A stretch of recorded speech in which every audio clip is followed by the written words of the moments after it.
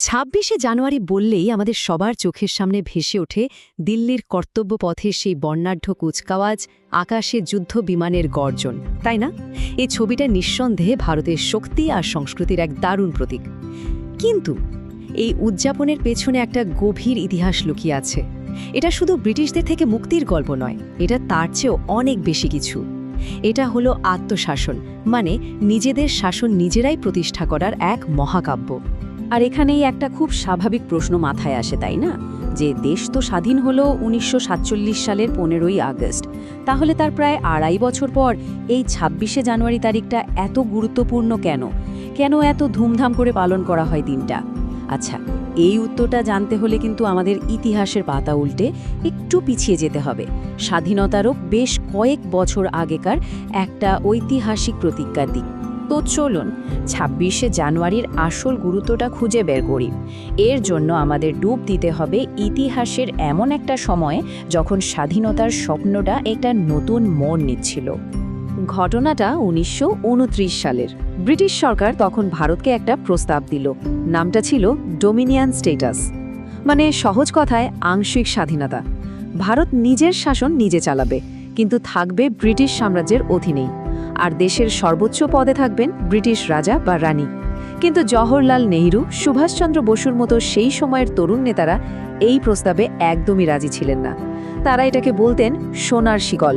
তাদের কাছে এটা ছিল একরকম আপোষ, যা ভারতের আসল স্বাধীনতাকে আটকে রাখবে। আর এই আপোষহীন মনোভাব থেকেই জন্ম নিল একটা নতুন দাবি, একটা নতুন শব্দ, পূর্ণ স্বরাজ, মানে সম্পূর্ণ স্বাধীনতা।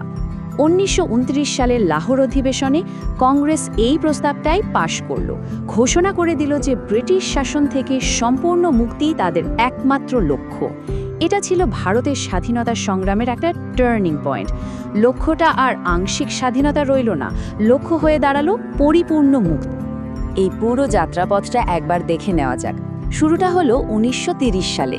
ওই যে পূর্ণ স্বরাজের ঘোষণা হলো, তার ঠিক পরে ২৬শে জানুয়ারিকে প্রথমবার একটা প্রতীকী স্বাধীনতা দিবস হিসেবে পালন করা হলো।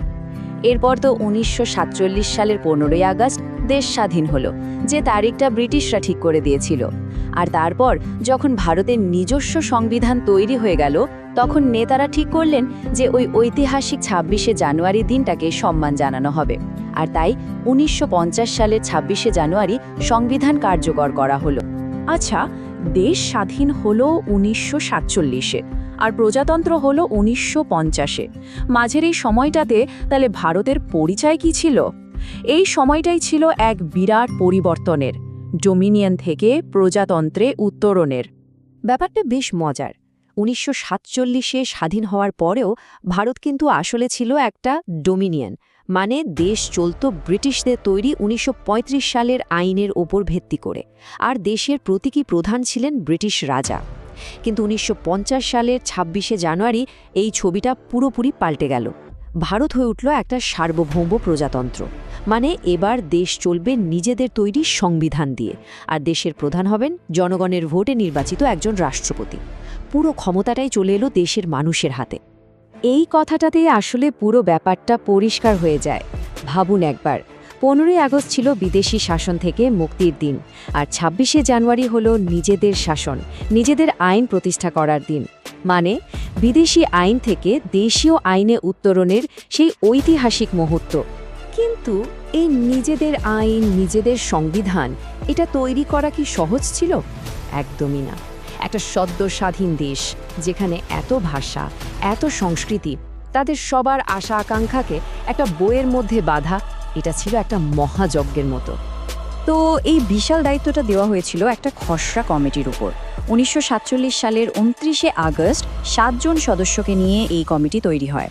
আর এই কর্মযজ্ঞের মূল কারিগর বা বলা ভালো স্থপতি ছিলেন ডক্টর বি.আর. আম্বেদকর। তার নেতৃত্বেই ভারতের ভবিষ্যতের এই ঐতিহাসিক দলিলটা তৈরি হয়েছিল। কতদিন সময় লেগেছিল জানেন? ২ বছর, ১১ মাস আর ১৮ দিন। ভাবা যায়? এই লম্বা সময় ধরে অক্লান্ত পরিশ্রম, হাজারো বিতর্ক, আলোচনার পর জন্ম নিয়েছিল বিশ্বের অন্যতম বড় লিখিত সংবিধান। এর প্রত্যেকটা শব্দ, প্রত্যেকটা ধারা ছিল বহু চিন্তাভাবনার ফল। সংবিধানের কাজ কিন্তু শেষ হয়ে গিয়েছিল ১৯৪৯ সালের ২৬শে নভেম্বর। দিনটা আমরা এখন সংবিধান দিবস হিসেবে পালন করি।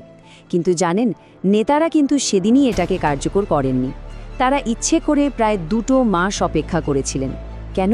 কারণ তারা চেয়েছিলেন পূর্ণ স্বরাজের সেই ঐতিহাসিক প্রতিজ্ঞার দিনটা ২৬শে জানুয়ারিকেই এই সংবিধান কার্যকর করে চিরস্মরণীয় করে রাখতে। তাহলে পুরো ঘটনাটা দাঁড়ালো এই রকম।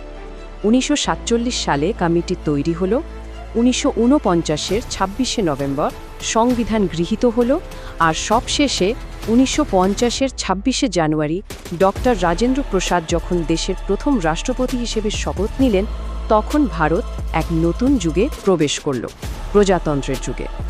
তো ইতিহাস তো অনেক হলো, এবার চলুন বর্তমানে ফেরা যাক।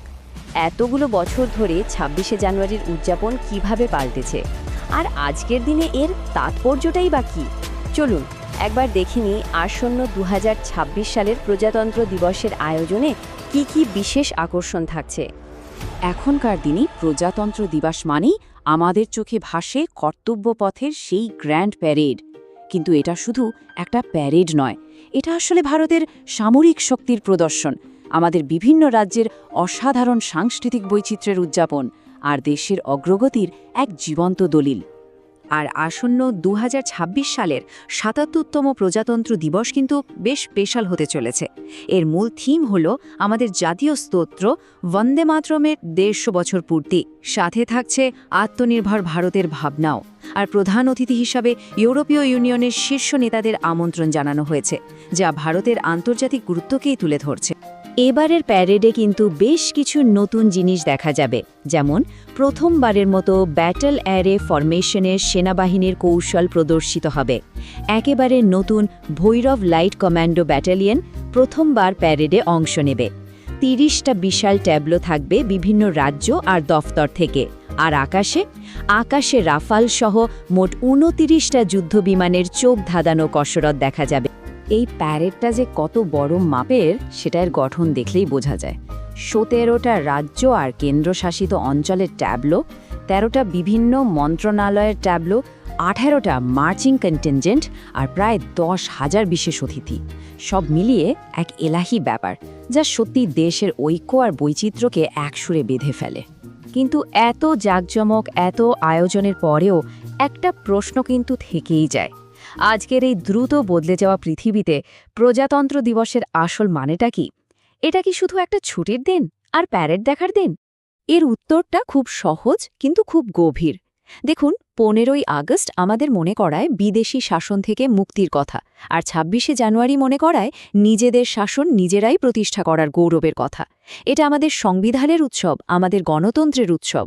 তাই এই দিনটা শুধু উদযাপনের নয়, দিনটা নিজেদের প্রশ্ন করারও, যে আদর্শ আর মূল্যবোধের উপর ভিত্তি করে এই প্রজাতন্ত্রের জন্ম হয়েছিল, আমরা আজকের ভারতে সেই আদর্শকে কতটা ধরে রাখতে পেরেছি।